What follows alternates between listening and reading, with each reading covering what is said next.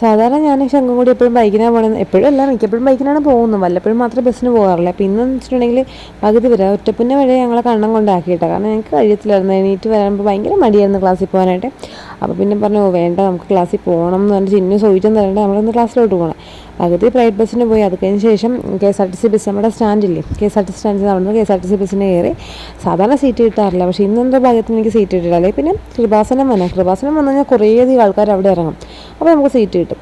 പിന്നെ കുറച്ച് പാട്ടൊക്കെ കേട്ട് നേരെ നമ്മൾ സ്കൂളല്ല കോളേജിൻ്റെ അവിടെ നിന്ന് ഇറങ്ങി. ST കോളേജിലാണല്ലോ, അവിടെ നിന്ന് ഇറങ്ങി കുറച്ച് നടപ്പുണ്ടായിരുന്നു. അപ്പോൾ നടന്ന് ചെന്നപ്പോൾ തന്നെ എനിക്ക് മനസ്സിലായി ഇന്ന് ക്ലാസ് തുടങ്ങിയിട്ടുണ്ട്. കാരണം ഒരൊറ്റ കുഞ്ഞ് പുറത്തില്ല, എല്ലാം കൂടി ഓടി അകത്ത് കയറുന്ന മനസ്സിലായപ്പോഴത്തേക്കും ചെന്ന് നൈസായിട്ട് സാറ് കയറിക്കൊള്ളാൻ പറഞ്ഞു. സാറിനെ ക്ലാസ് അങ്ങ് തുടങ്ങി. അതിനുശേഷം ഈ എണീപ്പിച്ചത്തേക്കണം വേറെ ഒന്നുമല്ല കേട്ടോ, സെമിനാർ അറ്റൻഡ് ചെയ്യാത്തവരാണ് എണീറ്റ് നിൽക്കുന്നത്. ഞങ്ങൾ 3-4 പേര് മാത്രമേ ഇരുന്നെങ്കിൽ എന്തൊരു സന്തോഷം. പിന്നെ സാവരൊക്കെ കഴിഞ്ഞ ക്ലാസ്സിൽ അറ്റൻഡ് ചെയ്യാത്തതുകൊണ്ട് ഈ ക്ലാസ്സിൽ വന്ന് പേപ്പർ നോക്കി വായിച്ച് അഡ്ജസ്റ്റ് ചെയ്തിട്ടാണ് കഥാപ്രസംഗം നടത്തുന്ന പോലെ നോക്കി അങ്ങ് വായിക്കും. അപ്പോൾ സാറ് പറഞ്ഞു ഇനി ആരും നോക്കി വായിക്കാൻ നിൽക്കണ്ട, അങ്ങനെയല്ല ക്ലാസ് എടുക്കേണ്ടതെന്ന് പറയും. പക്ഷേ ഞങ്ങളുടെ ക്ലാസ്സിൽ അങ്ങനെയൊന്നും പറഞ്ഞില്ല. ഞങ്ങൾ നല്ല കുട്ടികളായതുകൊണ്ട് ഞങ്ങളോട് അങ്ങനെയൊന്നും പറയേണ്ടി വന്നില്ല സാറ്. ഞങ്ങൾ അടിപൊളിയായിട്ടൊക്കെ എടുത്തായിരുന്നു.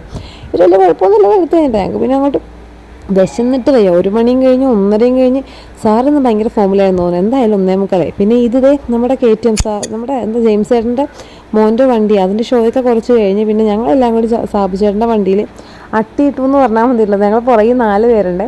ശംഖുവിനെ ഫ്രണ്ടിലിരുത്തി. വേറെ ഒന്നുമല്ല, ഹൈറ്റും വെയിറ്റും ഒക്കെ ഉണ്ട്. അവനെ ഫ്രണ്ടിലോട്ട് അടിയപ്പോൾ ഞങ്ങൾക്ക് 4 പേർക്ക് സുഖമായിട്ട് പുറകെ ഇരിക്കാൻ പറ്റി.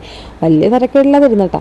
അതിനുശേഷം ആ കാറിൽ നിന്ന് ഇറങ്ങി അപ്പോൾ തന്നെ കണ്ണൻ്റെ കാർ വന്നു. വേഗം നമ്മൾ പിന്നെ ഒരു കാറിൽ നിന്ന് ഇറങ്ങി അടുത്ത കാറിലോട്ട് കയറുന്നതായി കാണുന്നത്. അപ്പോൾ ഞങ്ങൾ ഇനി പോകുന്ന വേറെ കൊണ്ടാന്ന് വെച്ചിട്ടുണ്ടെങ്കിൽ ശംഖുവിൻ്റെ അപ്പച്ചി വിളിച്ചിട്ടുണ്ടായിരുന്നു. എന്താ പറയുക, വിരുന്ന് വിളിച്ചതാണെന്തോ, പള്ളിയിൽ പെരുന്നാളോ അങ്ങനെ എന്തോ പരിപാടി വന്നപ്പോഴത്തേക്ക് നമ്മളെ വിളിച്ചതാണ്.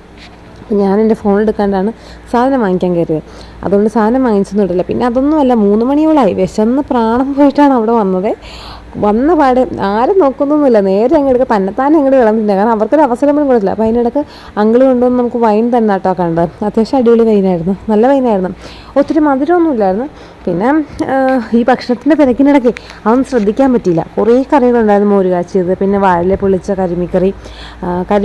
കരിമീൻ പൊള്ളിച്ചതും, പിന്നെ സെപ്പറേറ്റ് കറി ഉണ്ടായിരുന്നു, ചിക്കനും ബീഫ് എല്ലാത്തരം സാധനം ഉണ്ടായിരുന്നു. കുറേ പച്ചക്കറിയൊക്കെ എന്തൊക്കെയോ ഉണ്ടായിരുന്നു കേട്ടോ.